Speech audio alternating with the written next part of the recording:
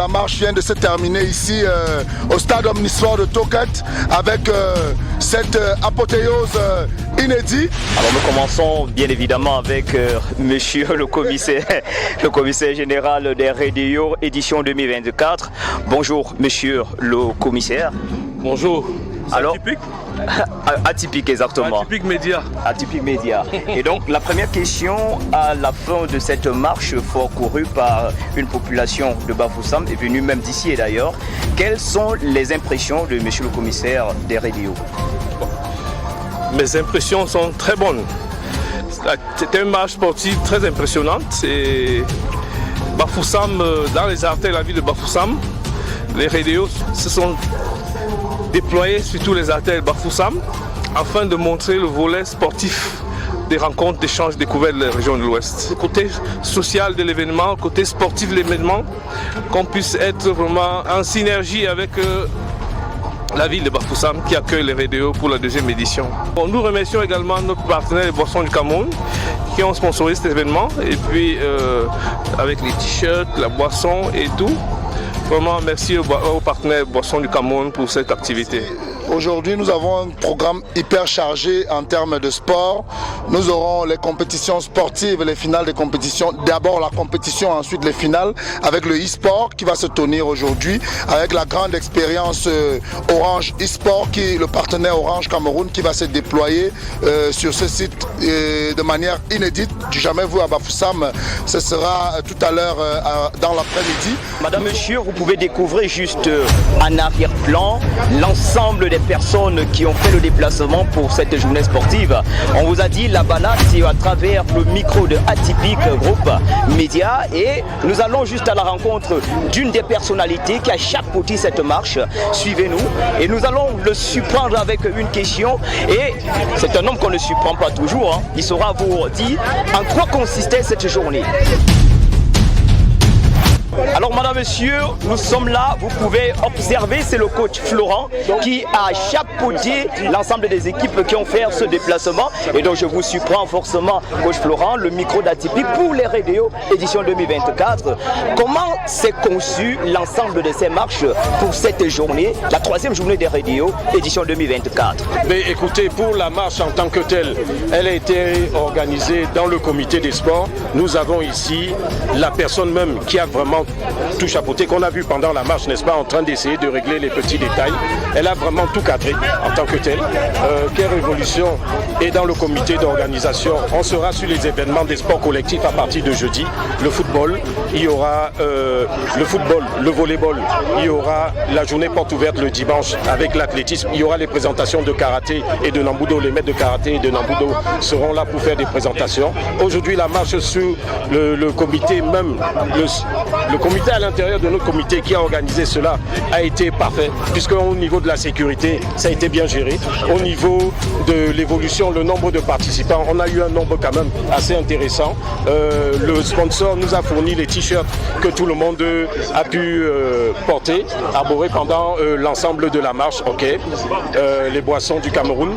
Et donc, pour nous, on a une satisfaction de ce qui a été fait par l'organisation.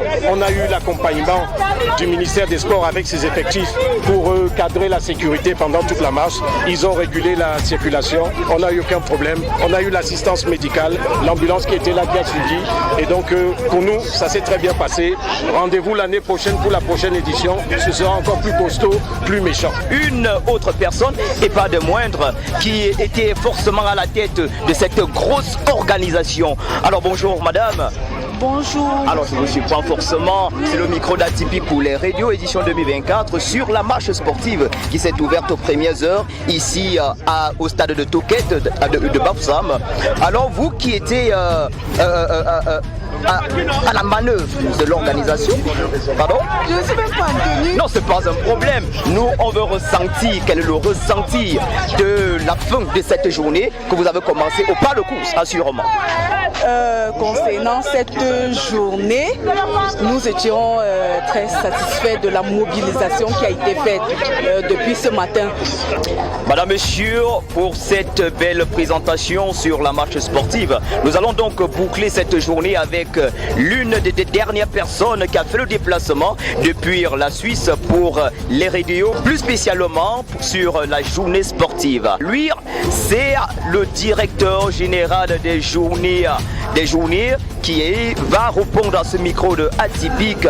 Alors bonjour, nous venons vers vous pour prendre le ressentir que vous avez quand cette journée commence au pas de course et quand on sait que vous allez forcément toiletter l'ensemble des autres programmations pour le reste de la journée. Alors quel est le ressenti après cette belle marche?